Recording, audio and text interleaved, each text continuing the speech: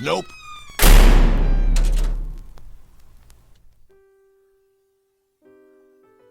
Throughout all of human history, there has been one constant throughout the variables of civilization's advancements: stories.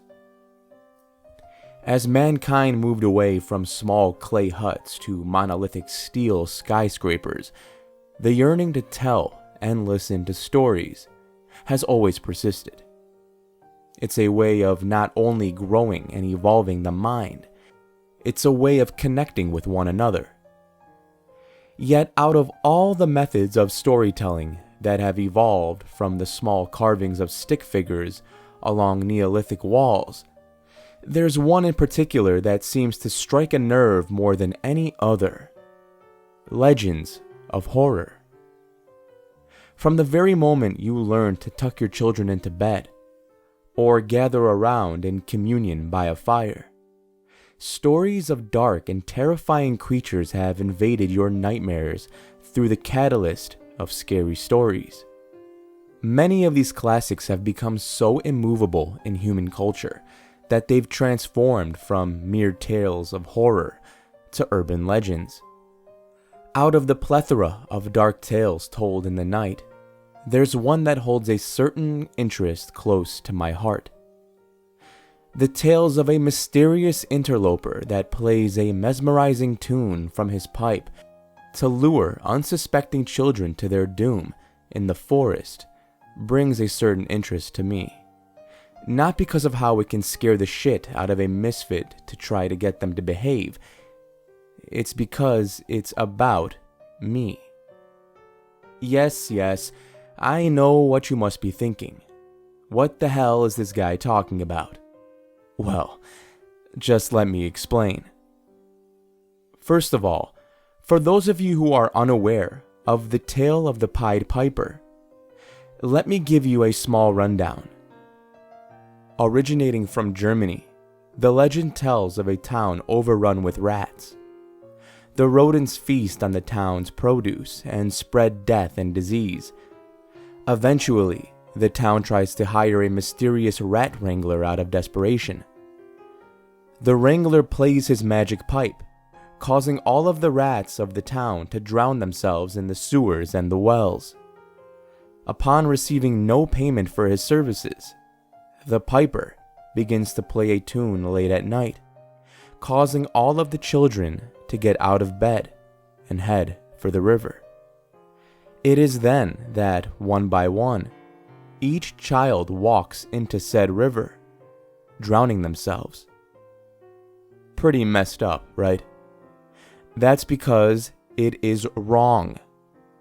The legends have been misconstrued through a game of urban legend telephone lasting generations. Well, that's why I'm here to set the record straight. So here we go. The Legend of the Pied Piper, written by yours truly.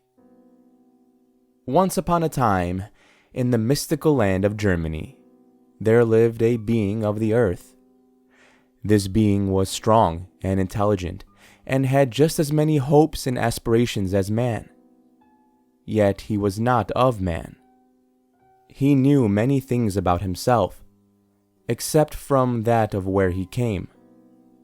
That being spent many long years in the forests, educating himself about the world around him, as well as its inhabitants. During the day, he would spend time with his friends, who were fellow inhabitants of the forest floor. At night, he would take his musical pipe, fashioned from the pine of the trees around him, and play. Music was like a drug for the piper. He knew many songs and would play a new tune every night. Once every so often, the piper would play one song through his instrument he knew all too well. The song of hunger. Unlike the rest, this song would reach far and wide in the land around him. Yet, only one other soul would ever hear it. This other would be a child. Just one, no more, no less. As the music would play, the child would go off wandering away from home, into the forest. Almost every encounter between the children and the piper would be the same. The entranced child would walk into the woods, smiling a big smile as they came to the source of the wonderful tune. They would look up and see the piper, perched along one of the tree branches up above. "Are you the one who plays such lovely music?" the child would ask. It would be then that the music would stop. Almost immediately, after silence returned to the forest, the child would look around in complete adolescent confusion. Having absolutely no idea where they were or how they got there, they would look up at the piper and ask how to get home. "Home?" the piper would ask, hopping down from his tree branch. "My sweet, delectable child, you are not going home." For a short time afterward, the piper would approach the child, and the quiet forest would be filled with the screams of pain and anguish as the child would be feasted upon by the piper. Tendon by tendon, limb from limb, bone by bone, the piper would consume and leave nothing to waste. But out of everything that was consumed, the fear and pain of the child would fill the piper's belly more than anything. It would strengthen his essence with every scream and cry for mercy, to which there would be none. Once the meal was finished, the piper would dig far below for a short while and sleep. Every so often, he would awaken for a season and play music, engage with his friends of the forest, and consume a meal. Then he would return back to the ground for another short while to sleep once again. On one particular awakening, however, he was not greeted to surrounding trees as he crept forth from the ground, but by houses and streets of stone. The wonderful forest he had known all his life had become the town of Hamelin. The piper was disgusted by what man had done to his home. However, peering through his anger was curiosity. He would roam the streets of Hamelin, seeing many of its inhabitants, while also searching for any remnants of his old home. Eventually, he came to the river of Hamelin and was filled with great delight. The same water that had run through the forest floor still flowed through the grounds of the surrounding town. But all of this adventuring had done the piper in, and his belly was grumbling. He was hungry. But the piper knew he could not just walk into the town of Hamelin and take a child just because of his appetite. That would be rude. And while man may have been rude, he was not. But he was angry. Angry at the perversion that man had done to his home. So he sat on the outer banks behind the town of Hamelin in the dark of the night, and he smiled as a plan arose in his mind. The next morning, dawn arose over Hamelin, under siege by hordes of rats. The rodents themselves had arrived by another one of the piper's talented songs. Day by day, for weeks, the people of Hamelin would try to stomp and smash the rats, but to no avail. All hope for the little town had seemed lost, until one day the piper came strolling through the streets to the mayor's home. The mayor was weary and tired from the troubling invasion of rats, but was overjoyed when the piper offered a solution.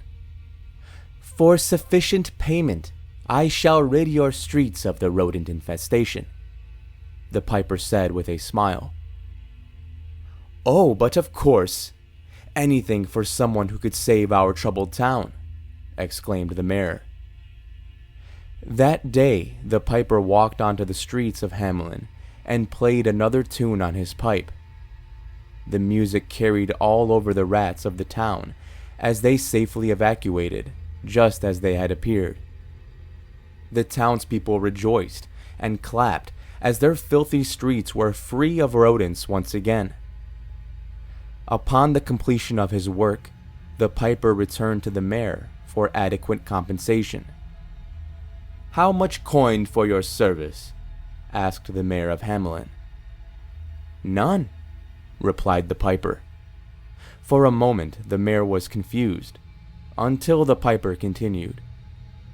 "I only ask for your child," the piper said with a smile on his face and a deeper grumbling in his belly. With a face of rage and disgust, the mayor threw the piper out of his home as the people of Hamelin beat and bruised him till he left their town. It was here that the piper had been changed forever. For the first time in his entire life, he looked back at the distant town of Hamelin with revenge in his eyes. That night, the piper's song of hunger filled the air of Hamelin and lifted each dreaming child of the town out of their bed. In the midst of twilight, the children murdered their parents in their sleep, the perfect betrayal as repentance for their betrayal of the piper. Covered in blood, the children walked down the streets of Hamelin, carried by the soothing song of the piper. As they came to the river outside the town, one by one, the children walked into the water. By dawn, every single child of the town floated in the bloody river of Hamelin, except for one, the son of the mayor, the piper's payment. There and then, the piper feasted once again, next to the river filled with the true pests of Hamelin. The child's scream carried far in the crisp morning air, yet there was no one left to hear it. With his belly full and the town emptied, the piper dug himself a place in the ground to sleep once again for a short while. And unlike the wretched people of Hamelin, the piper lived happily ever after. There we go. That's a nice story, isn't it? Even nicer that the whole thing is fixed. Of course, I hate that it took so many centuries for the director's cut of this story to even come to light. But I've been asleep for so long. And I have to say, I am quite impressed with the way this world has progressed in terms of technology and architecture. But I'm quite disgusted by the further perversion of this once green world. But at the end of the day, what can one lonesome piper do in a world so vast and alien to him now? Well, I suppose we'll both find out together now, won't we? Well, I better go ahead and get off of here. I'm getting hungry, and my pipe has been quiet for long enough. Thank you for listening, and I hope you enjoyed this week's video. If you did, you know what to do. Destroy that like button, or I'm hitting up my friend, the Piper, and I'm gonna let him know that you are looking like a snack, but not in the good way, but also in the good way. Hey, what's up? Shout out to the author of this story, Edward the Crazy Man, who also wrote another story I narrated not too long ago. His other story was called There Is a Man That Lives in the Corner of Our Eyes. I'll leave a link down below as well as a link on screen to check that out if you're interested, and also a link to their subreddit. And that's about it. Until next time, everybody, remember to stay safe out there. I'll be seeing you in the next video.